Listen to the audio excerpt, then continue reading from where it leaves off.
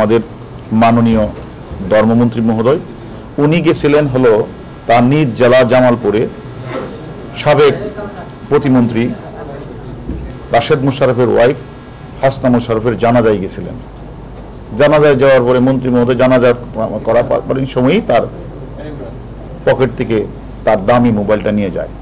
DB cyber special crime উত্তর বিভাগের যে তারেকের নেতৃত্বে তার যে টিম আছে, তারা সবাই মিলে কাজ করে এই মোবাইলটি তারা উদ্ধার করেছে মালয়েশিয়া থেকে। এবং আপনারা জানেন যে এই চোর চক্রের সদস্যরা তাদের ৮০টা গ্রুপে বিভক্ত। ৫-৭টা গ্রুপ হলো ঢাকাতে থাকে, তারা কোনো সময় পকেট থেকে 2 আঙ্গুলে চুরি করে নিয়ে যায়, অথবা তারা কোনো সময় ছু মেরে নিয়ে যায়, এটা ঢাকা শহরে।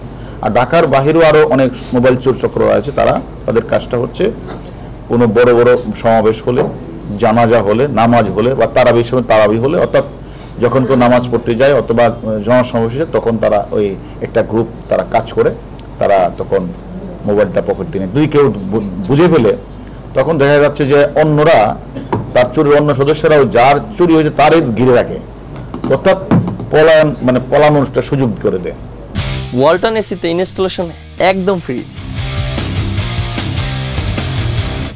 এইভাবে ঢাকা সহ ঢাকার আশপাশের এলাকায় সারা বাংলাদেশে ৮০টি গ্রুপ কাজ করে। তাদের নেতৃত্ব হচ্ছে জাকির হোসেন। ও হলো এই ৮০টা গ্রুপের সর্দার। তারা বিভিন্ন জায়গাগুলি চুরি করে এনে মোবাইলটা তার কাছে দেয়।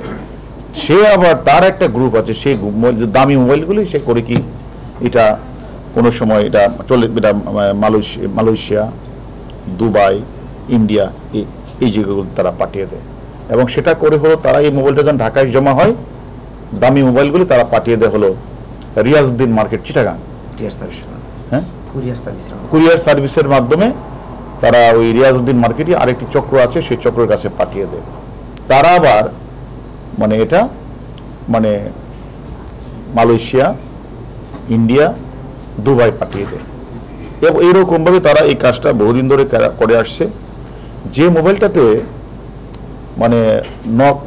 মোবাইলটা লক করা থাকে ম্যাক্সিমাম, যদি লকটা যেটা খুলে ফেলে, তারা হয়তো কয়েকবার চেষ্টা করে যদি লকটা খুলে ফেলে অথবা আইএমই নাম্বার যদি থাকে, তাহলে তারা করে কি এটা একটা বেশি দামে বিক্রি করে।